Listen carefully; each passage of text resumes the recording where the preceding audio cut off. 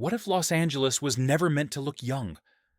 What if the earliest photographs of this city are not capturing its birth, but the quiet exposure of something already ancient, something inherited, reshaped, and renamed? Los Angeles is almost always described as a modern miracle, a late-born city, a place that rose quickly from farmland into one of the most powerful urban centers on Earth. The story is familiar and reassuring. A small pueblo, modest growth, then a sudden surge powered by railroads, oil, and ambition. In this version of history, Los Angeles has no deep past. It is fast, new, and forward-looking. But the camera tells a different story. When we examine the oldest known photographs of Los Angeles, images taken before World War II, before the city's global image solidified, we do not see a rough frontier town still finding its footing. We see masonry, stone, brick, heavy permanent architecture. We see tunnels carved through hills, aqueducts stretching across open land, and buildings that appear complete the moment they enter the photographic record. There is an immediate contradiction here. These photographs show a city that looks settled long before it should be.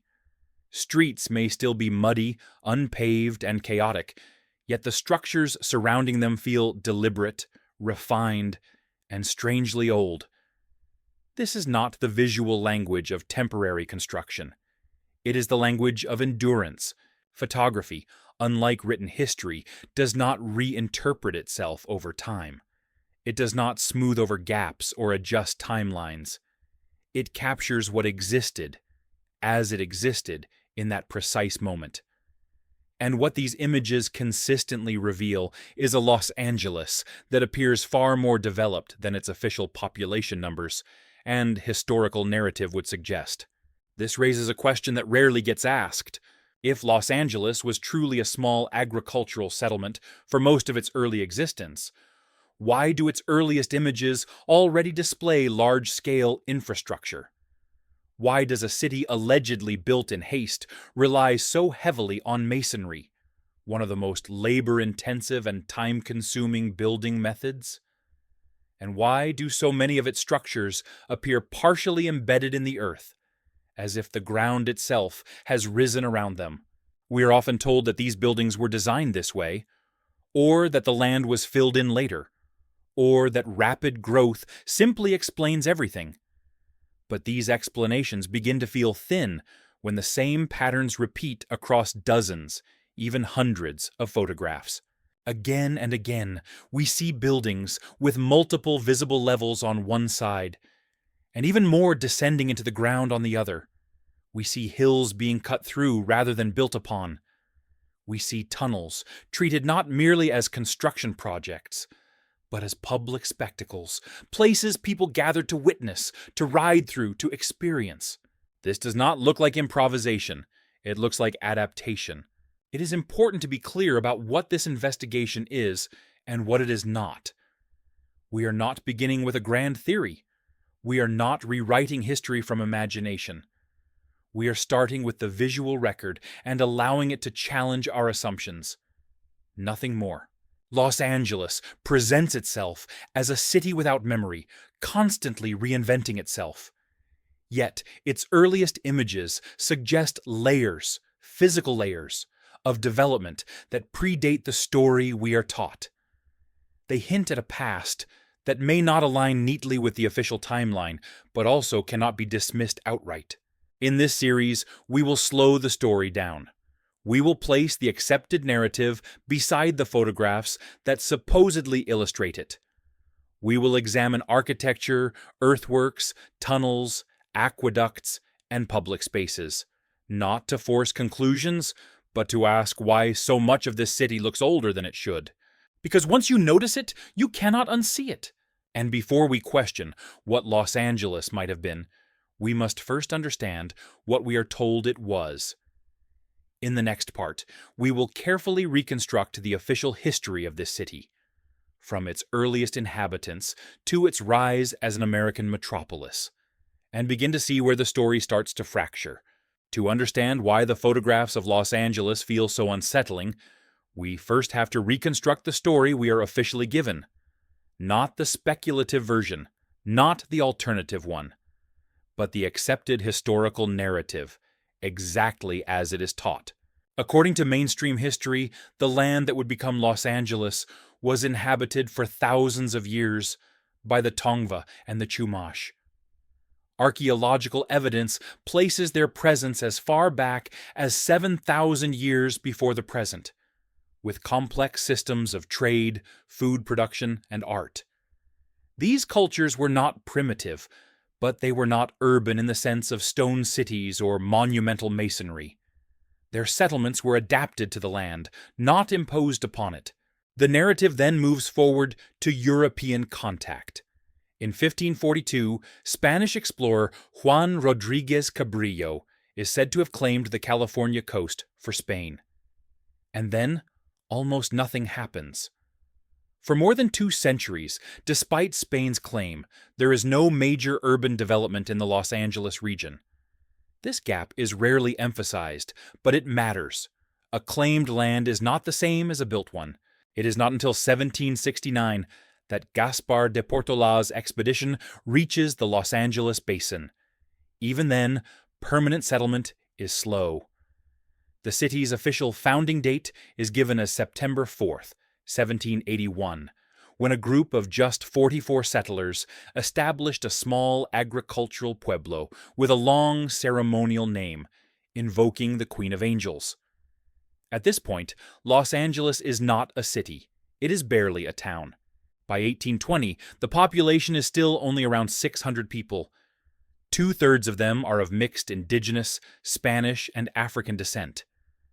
The region remains rural, defined by farming and ranching rather than industry or large-scale construction.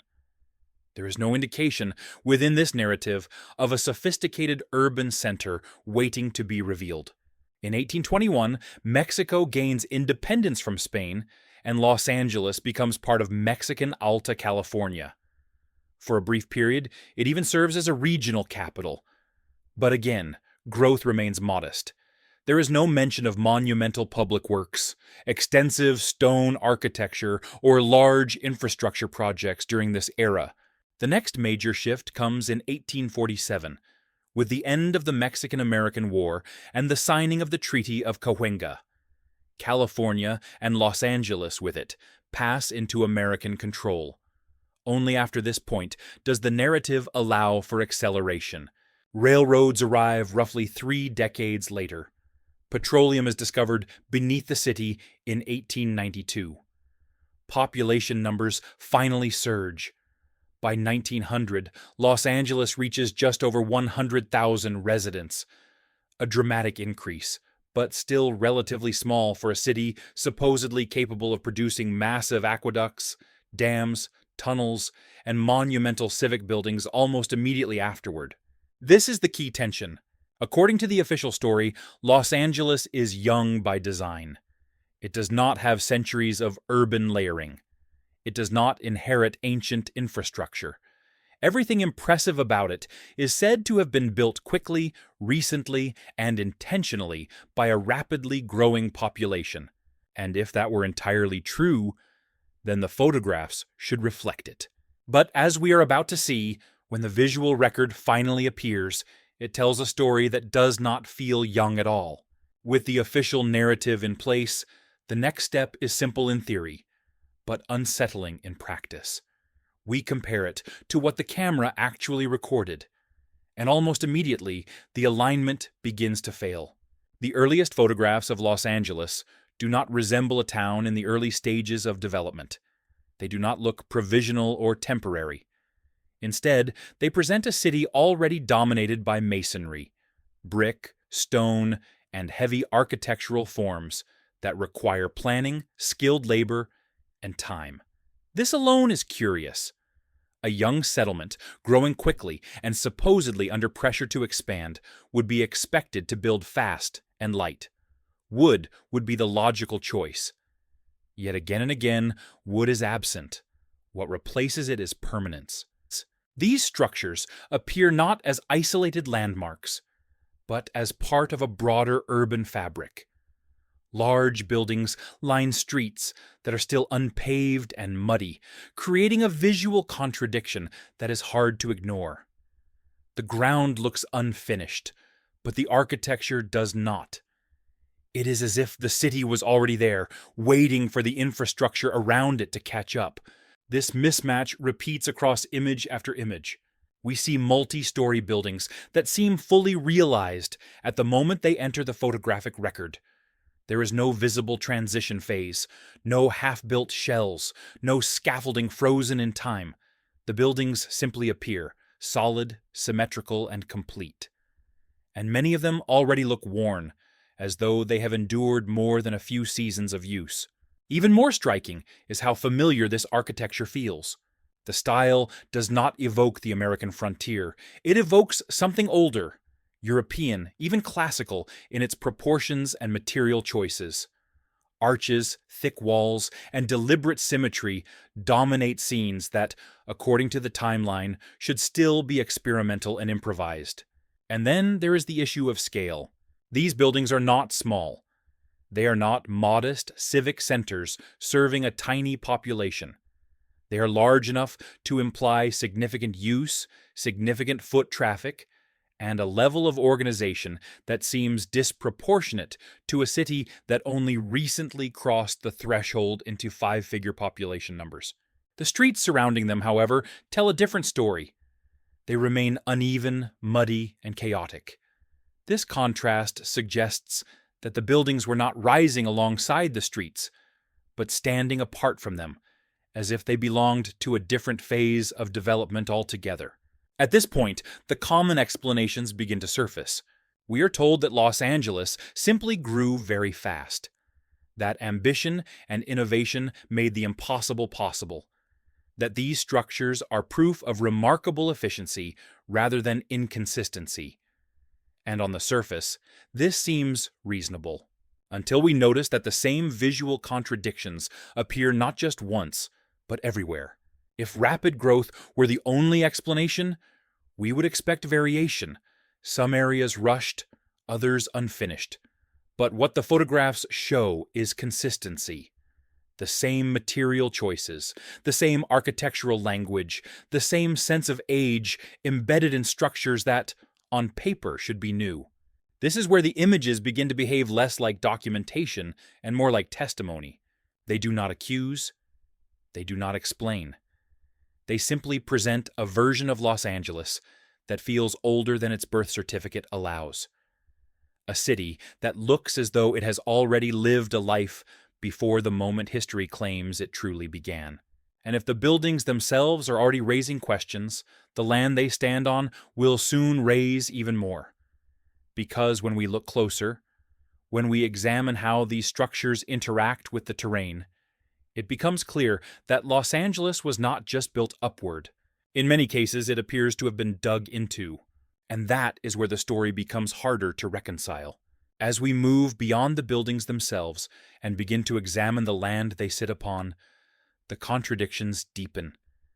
The architecture of early Los Angeles is strange enough on its own, but when placed in direct relationship with the terrain, it begins to tell a more unsettling story. Many of the earliest photographs show structures that do not sit cleanly on flat ground.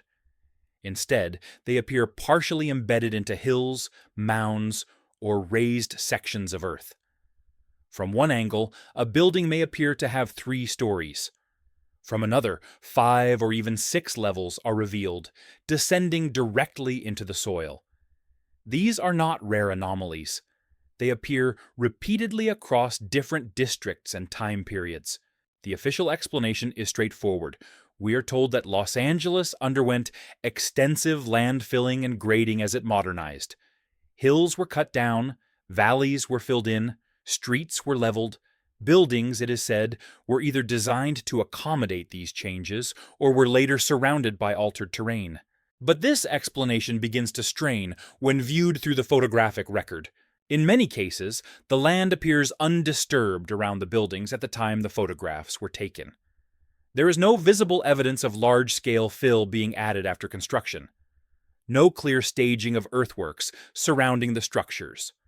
Instead, the buildings seem already adapted to the terrain, as though the ground had long since settled around them. Even more curious is how frequently buildings are shown integrated directly into hillsides. Some appear to share walls with the earth itself. Others connect seamlessly to tunnels carved straight through the land beneath them. This kind of design requires more than speed. It requires intention, surveying, and a deep understanding of the terrain. And then there are the mounds. Across early Los Angeles, photographs show raised earth formations that appear unnatural in their shape and placement. Some are later leveled entirely. Others become foundations for stadiums, civic buildings, or neighborhoods.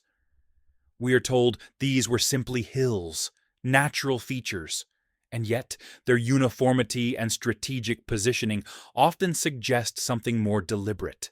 This is not to say they were ancient constructions, but it does raise the possibility that Los Angeles inherited a landscape already shaped by previous activity that may not fit neatly into the written record.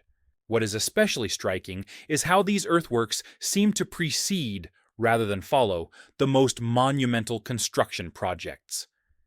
Instead of seeing buildings rise and then the land adapt, we often see land already configured in ways that make such construction not only possible, but efficient. This reverses the expected order of development. If Los Angeles was rapidly built from scratch, we would expect chaos, temporary solutions, uneven integration, visible transitions. But what the images suggest is coherence. A city that expands by modifying something that already exists, rather than inventing everything anew. And once we accept that the ground itself may hold part of the mystery, the next question becomes unavoidable. What lies beneath? Because as soon as we begin tracing these buried levels, these embedded walls, and these strange relationships between building and earth, we are inevitably led underground, to tunnels, to water systems, to massive works hidden from the surface. Projects that, by their very nature, demand time, labor, and planning on a scale that far exceeds what the official narrative comfortably allows. If the surface of Los Angeles looks older than expected, then what lies below it may challenge the story even further. And that is where the scale problem truly begins. If the surface of early Los Angeles raises questions, the infrastructure beneath it makes those questions unavoidable. This is where the issue shifts from visual inconsistency to something far more concrete: scale. Among the most striking elements captured in early photographs are the tunnels. These are not small, utilitarian passages carved hastily through soft ground. They are wide, carefully shaped corridors cut cleanly through hillsides, often reinforced and finished with a level of craftsmanship that suggests pride rather than necessity. What makes them even more curious is how they were treated at the time. These tunnels were not hidden construction zones. They became destinations. Crowds gathered to see them. In some cases, they were incorporated into rides or public attractions, as though their creation itself was something to marvel at. The detail matters. A society does not usually turn raw construction into spectacle, unless the work being done feels extraordinary, even to the people living alongside it. The tunnels of Los Angeles were not merely functional. They were impressive. Then there are the dams. Early photographs show massive masonry dams constructed from enormous stone or concrete blocks, stacked with precision. The size of these blocks alone raises questions. Each one represents a tremendous amount of labor, transport, and coordination. We are shown images of the tools allegedly used: simple machinery, horse-drawn wagons, small crews of men. And yet the finished structures rival works that, elsewhere in the world, required vast labor forces and extended timelines. The same pattern appears again with the aqueduct. The Los Angeles Aqueduct is presented as one of the great achievements of early 20th century engineering. It stretches for miles, carrying water across challenging terrain to fuel the city's growth. Its importance is not disputed. What is disputed, quietly, almost unintentionally by the photographs themselves, is how it was supposedly built. Construction images show a handful of workers, a scattering of horses, and long sections of the aqueduct already exposed and complete. There is little visible evidence of the massive manpower such a project would normally require. No endless lines of laborers, no sprawling work camps, no clear indication of the logistical complexity involved in sustaining a workforce large enough to complete such an undertaking. And then comes the opening day. When the aqueduct is finished, tens of thousands of people gather to witness it. The entire city seems to turn out. The scale of the celebration stands in sharp contrast to the scale of construction shown in the images. It feels as though two different realities are being presented side by side, one of minimal effort and one of monumental result. This is the heart of the scale problem. It is not that these projects were impossible. It is that the evidence we are shown does not align with the magnitude of what was achieved. The photographs suggest efficiency beyond expectation, coordination beyond documentation, and a level of preparedness that the official timeline does not clearly account for. Once again, the simplest explanations are offered. Photography was selective. Images were staged. Workers were absent at the moment the camera arrived. And any one of these could be true in isolation. But when the same pattern repeats across tunnels, dams, and aqueducts, the coincidences begin to feel cumulative. Los Angeles appears to have inherited an ability to build big, very big, almost immediately.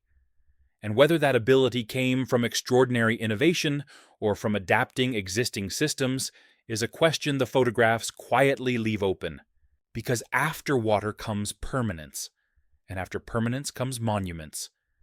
And in Los Angeles, those monuments arrive far earlier than expected. If tunnels and aqueducts reveal the hidden framework of early Los Angeles, its monumental structures reveal something else entirely: intention. Not the intention of improvisation, but of ceremony, gathering, and permanence. These are not the priorities of a city merely trying to survive. They are the priorities of a city that already expects to endure. One of the clearest examples is the Los Angeles Memorial Coliseum. Officially completed in 1921, it is often associated with the 1932 Olympic Games, even though it predates them by more than a decade. From the moment it appears in photographs, the structure feels unmistakably old, not just in style, but in spirit. It sits within a massive earth mound, its seating carved inward rather than stacked upward, echoing stadium designs far older than modern America. This method of construction is significant. Instead of erecting a building entirely above ground, the landscape itself becomes part of the architecture. Earth is shaped, removed, and integrated. This approach is efficient, durable, and ancient. It is found in civilizations that built with the expectation of time, long time. Even the Colosseum's nickname is revealing. It is known as the Grand Old Lady. This is an odd title for a building that, according to the timeline, was barely a decade old when the name took hold. Language matters. Titles emerge organically, and they often reflect perception rather than fact. To call a structure old so quickly suggests that it already felt old to those who used it. The same atmosphere surrounds Los Angeles City Hall. Completed in 1928, it is technically modern by the standards of this investigation. And yet, its design language feels familiar, monolithic, symmetrical, and symbolic. One early image shows the building illuminated from the top, glowing against the night sky. It resembles a beacon or a signal, less like a municipal office, and more like a monument meant to be seen. Then there are the theaters. Across early Los Angeles, some of the largest and most ornate buildings are labeled not as factories or warehouses, but as theaters, indoor and outdoor spaces designed for performance, acoustics, and mass attention. Domes, arches, and carefully engineered soundscapes appear again and again. This is notable because theaters are not essential infrastructure. They are cultural infrastructure. A city struggling to grow does not usually prioritize spaces for spectacle on this scale.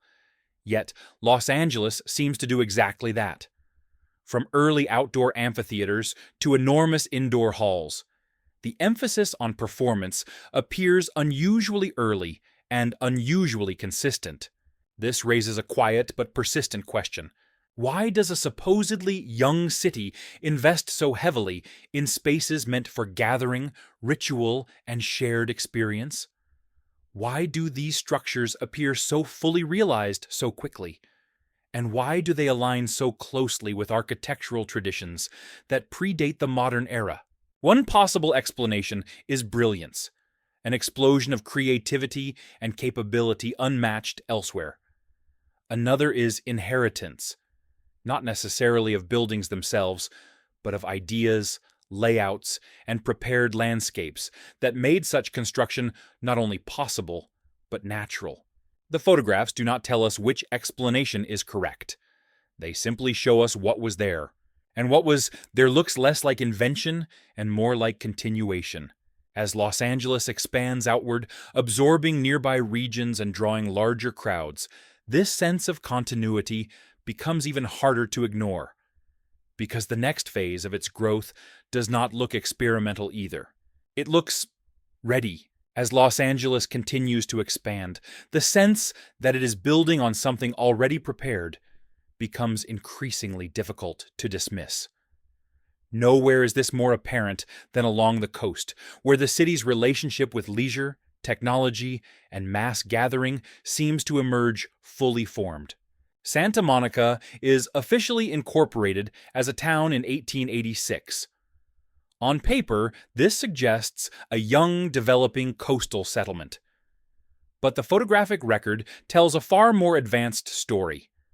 By the late 19th century, Santa Monica already features large-scale resorts, elaborate bathhouses, piers, and transportation systems that go well beyond what one would expect from a recently established town. One of the most striking examples is the Arcadia Bathhouse. This was not a modest beachfront structure. It was a massive complex, designed for crowds, comfort, and spectacle. Even more remarkable is its connection to surrounding areas via an early roller coaster-like transport system. This was not merely a ride. It was a functional method of movement that incorporated dips, curves, and engineered momentum, an unusual level of sophistication for the 1880s. At the Santa Monica Pier, the pattern continues. We see early examples of mechanized entertainment, Ferris wheels, elaborate rides, and structural designs that mirror similar Antiquitech installations seen at World's Fairs and exhibitions across the globe. These were not experimental novelties tucked away in isolated locations. They were integrated into the urban environment, suggesting confidence, permanence, and an expectation of large public participation. And large public participation is exactly what the images show. One particularly striking photograph captures an Easter Sunday gathering in the 1920s, reportedly drawing 50,000 people to a single location in Los Angeles. This number is staggering when placed alongside population figures from just decades earlier. At the turn of the century, the entire city's population hovered just above 100,000. And yet, within a remarkably short span of time, Los Angeles appears capable of hosting mass gatherings that rival the size of the city itself. The Los Angeles Memorial Coliseum reinforces this contradiction. With a capacity exceeding 100,000, It implies a level of population density and organizational readiness that seems to leap ahead of the timeline. A city does not build venues of this scale unless it expects to fill them. This is not simply rapid growth. It is exponential growth supported by infrastructure that already seems to be in place. What is missing from the story is the period of adjustment. There is little evidence of strain, of temporary solutions, of cities growing faster than their systems can handle. Instead, Los Angeles expands as though the framework was waiting, ready to absorb each new wave of people. This raises a subtle but important question. Was Los Angeles truly preparing for its future as it went along? Or was it stepping into a role already outlined by a landscape, an infrastructure, and a set of possibilities that predated its official rise? The photographs do not answer this directly, but they do show a city that seems unusually comfortable with scale, unusually confident in its expansion, and unusually prepared for crowds long before its story says it should have been. And once we reach this point, the investigation shifts. Because after observing the patterns, architecture, earthworks, water systems, monuments, and mass gatherings, we are left with a choice. Either Los Angeles is an unprecedented anomaly of speed and genius, or it is something else entirely, and that final reflection is where this journey must end. By the time we reach the end of this examination, it becomes clear that the story of Los Angeles is not easily resolved. The photographs do not shout their meaning. They do not force a single conclusion. Instead, they leave us with a city that feels unresolved, one that sits uncomfortably between what we are told and what we can plainly see. Taken individually, each element we have explored might be dismissed. A sunken building here, a large aqueduct there, an early stadium, an ambitious theater, an unexpectedly massive public gathering. Any one of these could be explained away as coincidence, ingenuity, or exceptional effort. But when viewed together, as a continuous visual record, they form a pattern that is difficult to ignore. Los Angeles does not behave like a city inventing itself for the first time. It behaves like a city rediscovering itself. Its architecture appears mature the moment it is photographed. Its infrastructure arrives fully capable of handling growth long before that growth is officially acknowledged.